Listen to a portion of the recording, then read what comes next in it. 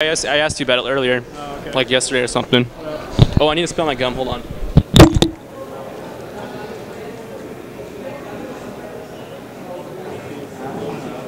That's recycle.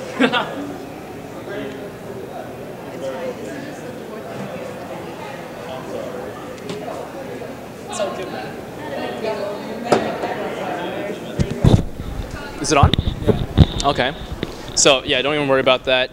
Basically, you are Idra, right? Yeah, obviously. Also known as. That was awesome. You guys still do those commercials, by the way? We are, but not me personally. Like, we're trying to get through everyone on the team, and then eventually so you we'll guys come have back to do like around. Thorzane, Puma, and Yes, JYP yeah, also? DeMuslim as well. And DeMuslim. Oh yeah, he hasn't done it yet. What the heck? I think Huck's next, actually. Okay. Yeah. But yeah, anyways, you are Machine. You are Yes, Bryce Bates. That I am. And you are totally clutch. That's Thank awesome and pretty cool. So Thank wait, you. how'd you do today anyways? Or actually in the tournament? This was not a good tournament for me. Really? Played in both WCS and MLG. Uh-huh. WCS, as embarrassing as this is, I lost first round to someone named Sasquatch, 1-2. Oh, yeah. And then in the losers bracket, I immediately fell to Complexity Trimaster. Oh, he's here? Yeah, he was like He's got training long in hair and Korea. everything. He was? Yeah, he was. He's been in Korea the last 3 months. So it was like, I mean, obviously I feel good for the guy because he's like going over to Korea and like doing well, but I expected myself to do better.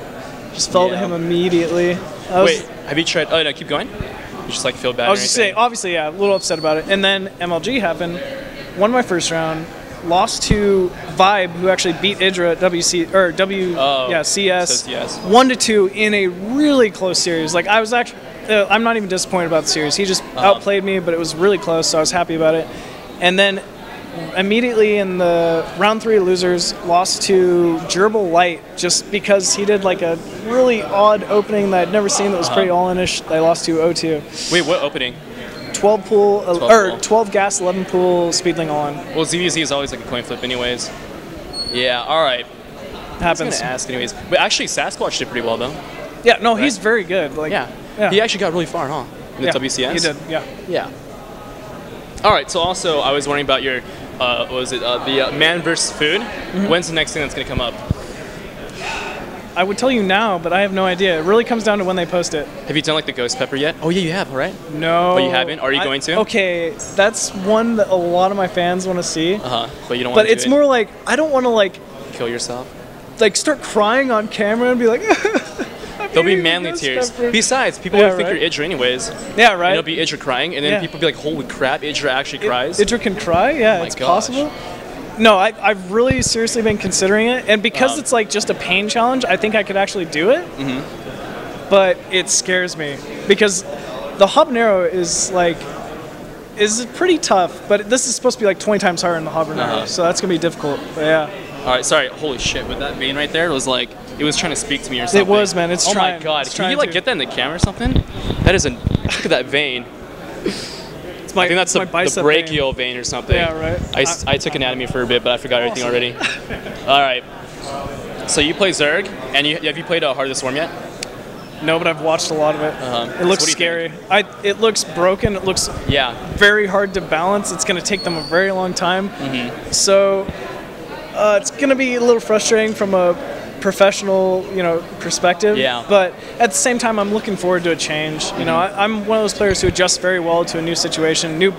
I'm very good at figuring out new builds, new styles, and so I think it's going to benefit me. But at the same time, it's always going to be difficult to adjust to. Yeah. Wait, do you think it's like favoring Protoss and Zerg maybe?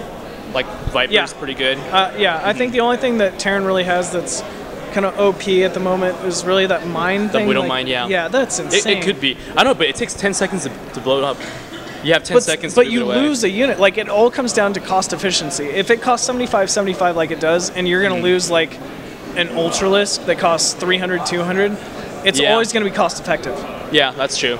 I know, because I was like playing hard this one, because like I'm like Masters, which is like not really that special. More like in Brood War, I was like C-. Okay, so that's more like a better representation. I know. But anyways, so like I was thinking like kind of like like DT openings where you get like map control or anything. That's kind of I was thinking about like the mine, but but then also it works on probes too, like not like spider mines back in Brood War.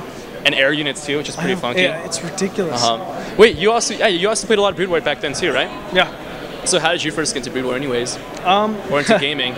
As weird as this is, I actually didn't really play Brood War until 2002. One of my buddies played, and he basically kind of like coaxed me into playing because I didn't want to play it at first. I was like, oh, it looks like a dumb game. And so he gets me to play. We play one game and I lose.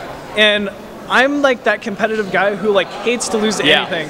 So he beats me at it. I was pissed. Like I was like, are you serious? Like I just lost my friend at this random game that he's been playing for months and months, and that was my first game ever. Like, you know, like totally unreasonable. But I go home that day and I get my mom to buy me the game, and then played it for hours and hours on end. To beat your friend. Yeah, and eventually, like a month later, played him again, beat him, and then it kind of just went from there. Like, and it's a good feeling too, huh? Oh yeah, One of the like, best feelings. Yeah, just seeing like. Actually, that's how I got into Brood War too. Like I got my best friend into it because we both like competitive tennis players. We were both like team captains back in high school. Nice. And then I got him into it, and I would like it was fun for me because I just kept kicking his ass over and over again. And then finally he did like some proxy DT, and I didn't scout it because I was really newbie back then, and he beat me. And after that, we started having like this crazy rivalry going on. Nice. And like that's like the passion. Like I know, to be honest, I find Brood War like a lot funner than StarCraft 2. You do same for you? Yeah. Yeah, I don't know why. Do you know why? Maybe because it's like I don't know. It doesn't seem as gimmicky when you win. yeah, like I don't know. I feel like gimmicky, like kind of like seriously like warp gates. Like they're really cool, but like when you have like warp gate, mule, spawn larva, what else is there? Chrono boost. It like adds like all these dimensions, and it's like so hard to balance. It really does. It's very difficult. Yeah, to balance. it's really weird. I like simple stuff. Like for like in the heart of the swarm, like I really like warhounds and battle hellions, just because they're like units, you know, just like regular units. You don't have like Colossus or like Vipers that like shoot at like 9 range and pull stuff over. 22 range flying Colossuses, like man, it's insane. But if I were a StarCraft unit, I would be a Viper, so I could like pick off like super hot girls and bring. Yeah, right. Get over here. Oh yeah, exactly. Yeah.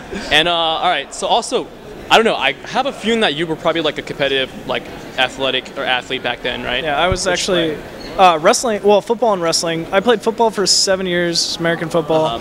I was mainly a lineman. Eventually turned defensive lineman because I eventually just wasn't big enough. And then after that, wrestling. And I was actually I was not that great of a wrestler actually from the start. You know, it's one of those things that it's like acquired learning. But towards the end, like I was my varsity wrestling captain. Ended up doing pretty well in wrestling, and I've just kind of been competitive with just about everything I do. So yeah. Not to sound cocky or anything. So no. I know exactly how I feel because like honestly, when you look at StarCraft players, like ladder itself, it's kind of like 1v1. Like if you lose, there's like no one you can blame. Like it's only you. No, like it's all you. Kind of like League of Legends, like it's a team game, so you can kind of blame your friends. Like kind of like in tennis, I used to play like like doubles. You can blame your partner. And then like when you play 1v1 though, you can't really do that. And I really like that. It's really rewarding too. Yeah, man. And then I know. I guess that's one of her driving passions behind StarCraft too, also, huh? Yeah. No, just that one-on-one perspective. Like I said, like all my favorite sports, wrestling, jiu-jitsu, judo, boxing, are all one-on-one. So just, I don't know. I like the ability to not have to blame anything on anyone. And like, even in football, like I could never blame anything on anyone else. So it's just kind of the person I am. So do you think that like overall, like over this whole year, do you think you've been improving a lot in StarCraft? Or honestly, I really felt like it up until this event, but this has been a pretty embarrassing performance to say the least. So I honestly am really looking to do better in the future. I'm so serious. Yeah, I know, right? I know. But, no, I really do feel like I'm improving. It's just like I got to change my mindset or something, and I should be doing pretty well here in the future because I am putting the time in. Like a lot for me. Like I actually stopped playing StarCraft also ever since they started nerfing the ghosts. And like I was like, oh, TBC is so but then like people like pull or like still pulling things off because they just like attack everywhere else instead. Yep. And then like I love that competitive thing. So like I kind of like lost my passion, to be honest. But maybe if I like think back to like how I first got into Brood War, like that whole competitive thing, maybe that would keep driving me back and forth. You guys have any rivalries like in the EG house or anything? Any rivalries between players? Yeah. Like I need to beat this guy. Chris and Idra. Chris and Idra. That's always like a big rivalry. But dude, the rivalries are so good because like they force you to get better. Yeah, they force competition. Exactly. Yeah. No, it's the best thing that happens to any team house. Honestly. Yeah. How much time do we have, by the way? A lot of time. Because this has actually been really fun. I really like this so far, actually. I really like you. I think you're awesome because I've never really gotten the chance to talk to you. Thank you. But yeah, how much time do we have left? Do you know? 2 minutes. Awesome. Damn, that sucks.